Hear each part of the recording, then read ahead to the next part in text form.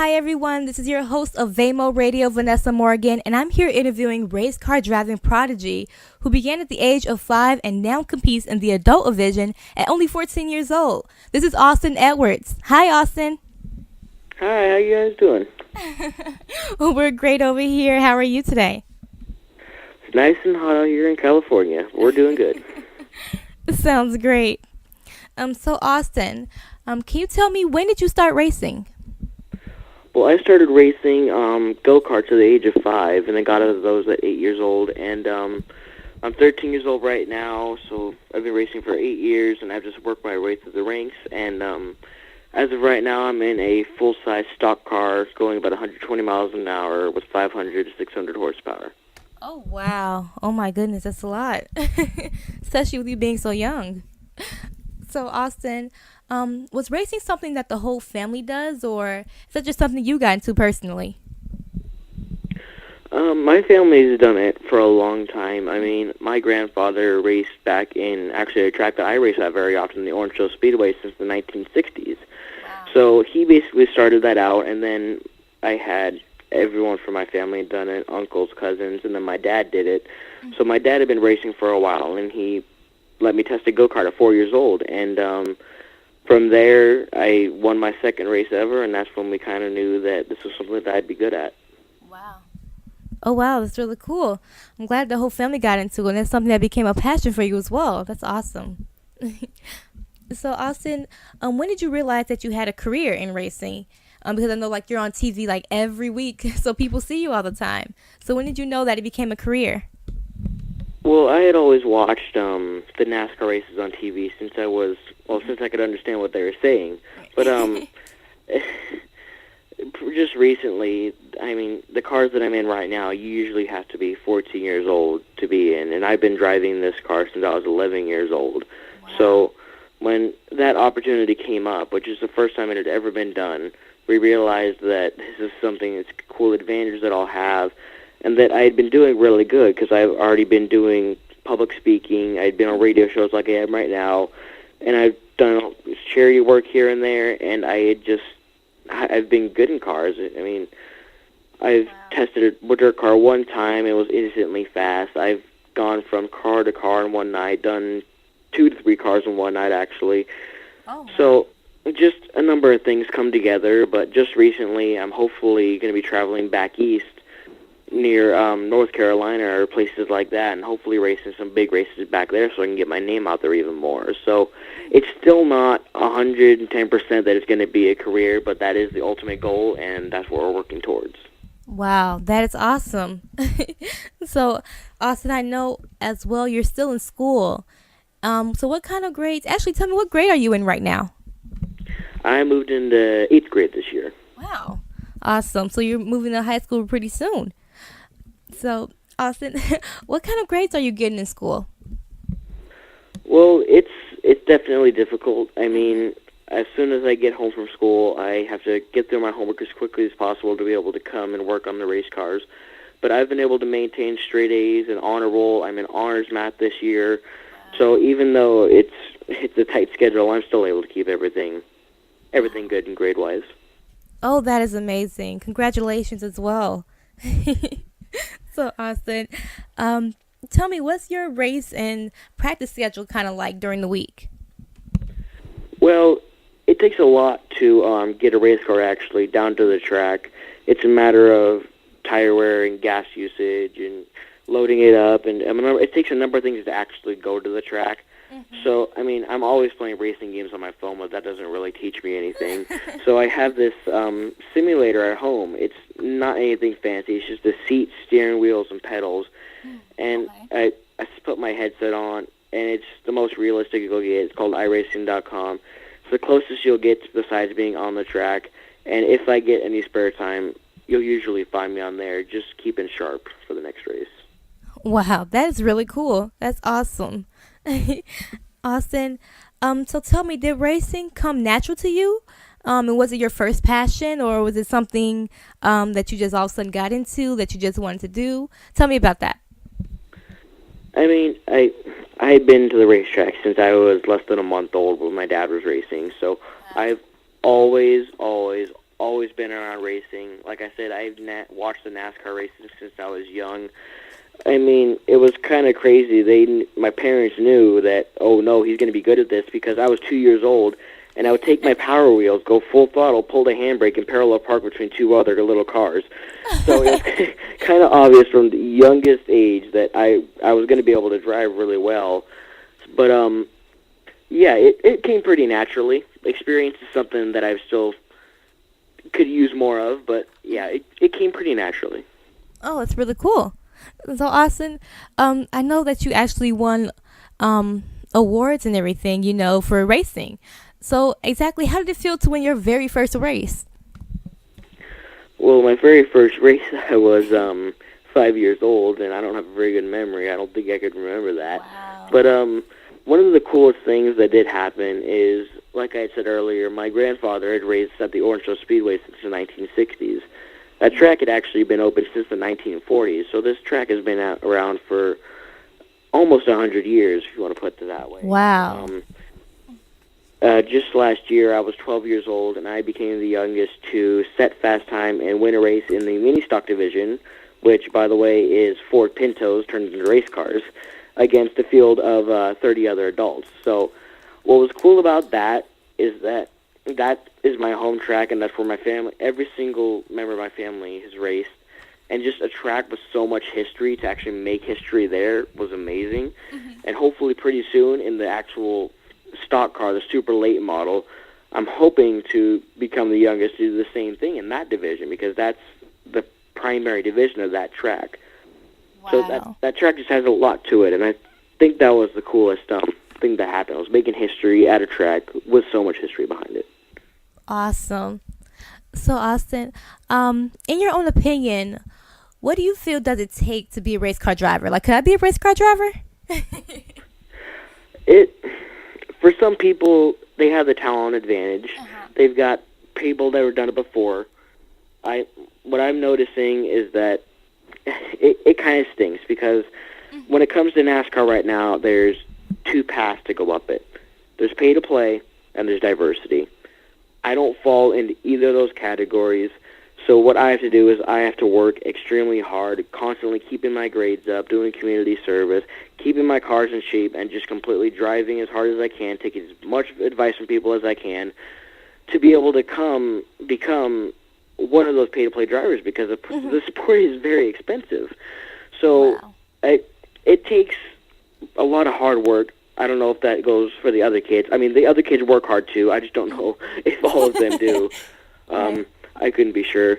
But I have to work extremely hard to be able to make it there. But I know that I could make it. I just have to hope that I can take all the right steps along the way and get those marketing partners or sponsorships that we're looking for. Okay. So, Austin, with all this going on, who do you look up to? I've had favorite drivers in NASCAR since I watched it, but just recently a lot of the veteran drivers have begun retiring, so I really haven't had a favorite driver. Right now I'm stuck between 3 or 5 of them. So what I tend to do is I look for the good personalities in those few people and try to take the good ones from them and apply them to my life. Awesome. That is really cool. And also with you actually having the ability to race with them as well is really cool. Also knowing that they're actually older than you, and you're still gaining inspiration as well from them, and still doing your own thing. It's really cool to hear. Yeah. And so, Austin, what does it feel like to be on TV at your age? Like I had said, I have done it since I was 11 years old. So it's something that I've gotten used to. Like, I've done multiple radio columns, like right now. I've done a few interviews on the TV. So it's something I've gotten used to. But every so often I do kind of sit back and look and realize, okay, wait, I'm 13 years old and I'm driving a full-blown stock car on TV. And right. I want to stay as humble as I can. But it is very, very cool what the track is doing for us to be able to put all the kids on TV, because it's pretty cool what we're all doing out there. It's not just me. Right. Awesome. And I know over 700,000 people actually watch you every week on MAVE TV. So do You think they recognize you when you're out there and about? It depends. I mean, MAV TV is national television. It could be anywhere in the country. They could be all the way in Indianapolis for all I know. But I'm known around my community more than other places. If I go to Las Vegas or I go to Irwindale, I'm not going to have as many people know me as around here. I'm very known in my community, but I need to be known nationally pretty soon to be able to get, again, those marketing partners or sponsorships to be able to make it to the top. But yeah, yeah. So, Austin, tell me, if there's like an artist out there, a company out there that's listening, what are some things that they get if they sponsor you? Like, can they put their name on your car or something, or what do they get for that? Well, there's a number of things we could do. I mean, obviously, like right now, I'm always on radio call-ins. I'm making as many public appearances as I can. You're on national TV. We will put, for anyone listening, your name could go on the car. Prices would have to be negotiated. It's different for every single place that we go. But pretty soon it does get very expensive. So, Right. but it does get more expensive, but it gets to bigger TV rates. It gets more exposure as I go. So anyone that is listening that could help us out, you could go to my website, quickpause.support. I should have contact information there. Or you could go follow me on Instagram, Twitter, or Facebook to keep updated on what I'm doing. But there is a good opportunity here. If for anyone listening, I want to share your name. I want to be a marketing partner. I'm like I said, I'm going to do what it takes to get to the top, and I'm going to work hard for it. Awesome. That's so great to hear, Austin. So, Austin, tell me, I know I actually heard that you're really, really passionate about like animals and things, and you've raised tons of money for them. Why is that? Well, since my ninth birthday, actually, I've been raising money for a non-kill animal shelter in my area, YAPS, or Yucaipa Animal Placement Society. It's one of these rare non-kill shelters where the dogs go there, they're rescued from shelters or our owner surrenders, and they stay there until they go home. Like there's a dog there right now that's been there for 3 years, and that doesn't happen with a normal shelter. Wow. So what I become passionate about it, and what I was able to do is go to the racetrack, and at the time I was in little cars still, and I would, if I had podiumed or if I nowadays been on TV, I would speak to the fans and just ask, because I mean there's 1,000 people that come to every race. If they could all donate $5, that's $5,000 for the shelter in one race. Right. So I had just begun asking fans, asking drivers, asking businesses, and as of right now, we've almost raised about $20,000 for the shelter. Oh, And wow. I'm not only raising money for them, I'm constantly going down there, cleaning kennels every day, giving the dogs yard time, and sometimes even rehabilitating the dogs. Like, I've been able to rehabilitate 6 dogs, I think 6, yes, 6 dogs in the last 4 years, because they come in, they either came from a shelter or came from their owner, previous owner that had to surrender them, and are scared. So they come in, sometimes they'll bite at people, sometimes they'll just run away. So, like, this is one of the easier ones, but just previously, this doggy came in and no one could go near her. She was very angry with everybody. So I just sat with the dog for an hour, worked with her, did all the little animal tricks that I've learned over the years, and she went home a week after, thanks to what I had done there. So I've always been passionate about animals. I'm trying to spread awareness about the non-kill shelters. And not only to the non-kill shelters, anyone listening, you could help your kill shelters too. You could go and you could foster a dog, and that'll greatly help them. You could go and you could just ask to walk a dog. I almost guarantee they won't say no. And of course, if you could go and adopt shelter dogs, believe it or not, are way better than purebred dogs. And don't get me wrong, all dogs are amazing, but Yeah. well, I'm trying to just spread awareness overall. In fact, my main goal is, well, to make a difference along the way, but when I make it to NASCAR, what I want to do is continue to spread awareness about this and to be able to make more shelters around the country non-kill to stop the euthanization of dogs and cats, pretty much. Oh, wow. That is amazing. That is great. And you guys, if you're listening, make sure you listen to that information because you can always adopt a dog. You can get one, just walk them like Austin said. So much we can do for animals because we know they can't speak and we know all of us need help out here. But that was so beautiful and it was great to hear about that as well, Austin. So, Austin, tell me, who coaches you in racing? I have a lot of people, being that I'm racing against adults and I'm still basically the young kid out there, I have, it's really cool at this track, especially the Orange Show Speedway. A lot of the adults want to come to me and they actually want to give me advice because they have a lot more experience than I do. So I'm constantly getting advice from different drivers, different crew members, previous racers, veterans, all sorts of different people. But originally it was my dad who had got me started in a go-kart.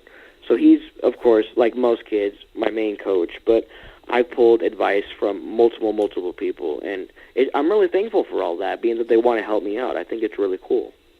Awesome. Austin, have you ever crashed before when you were in a car? Compared to some of the other ones I've seen, not badly. Okay. I mean, I have squished my front nose in by a good maybe half a foot. I've door slammed a couple times, scraped the wall, bent a couple things. In fact, I'm sitting in my race shop right now, and I'm looking at my bent up late model from 2 months ago. But Wow. I've never gotten in a serious wreck that could have injured me. And that's one thing that's dangerous about racing is that you're always under risk of getting hurt, but the reality is you're actually not.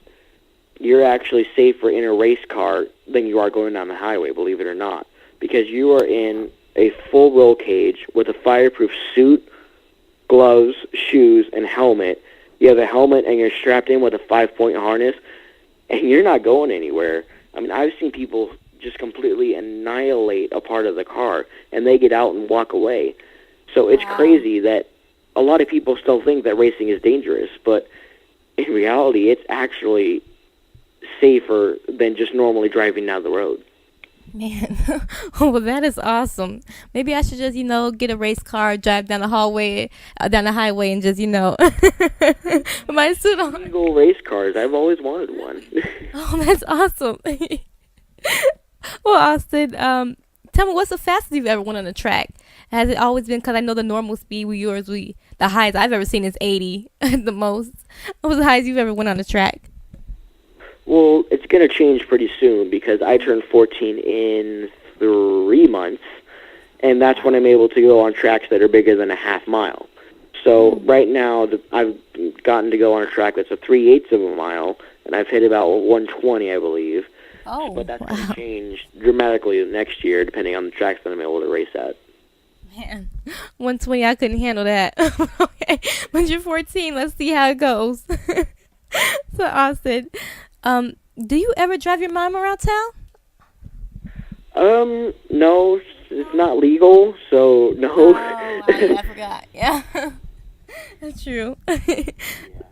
I know also with your really busy schedule, I know it becomes really difficult to have a social life or you really do anything outside of that. You're still going to school and trying to maintain your grades, as well as racing and practice and everything that goes along with it.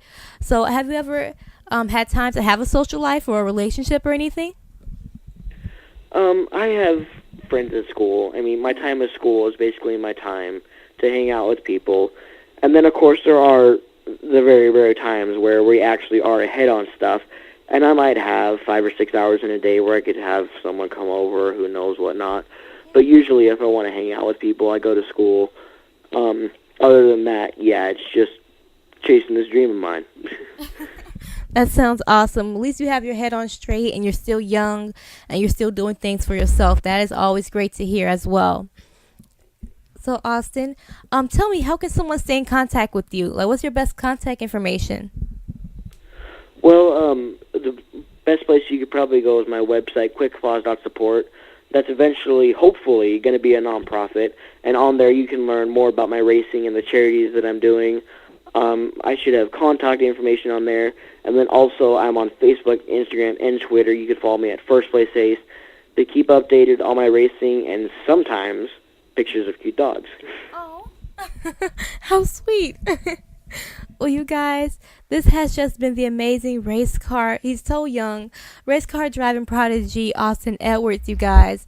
And you can also find out more about him. Literally, you can just Google his name. Go to Austin Edwards. You can find him on Facebook and all kinds of social media. You can also hear this interview once again on Vamo Radio if you like. Go to vamo-radio.com. We'll have it up very shortly. And Austin, thank you so much for calling in today. All right, thank you. You guys, if you like to hear more interviews or you like to just contact me or call me, the number is 224-409-7089. Just call me and let me know what you think of the interview with Austin. Thanks so much, Austin. All right, bye.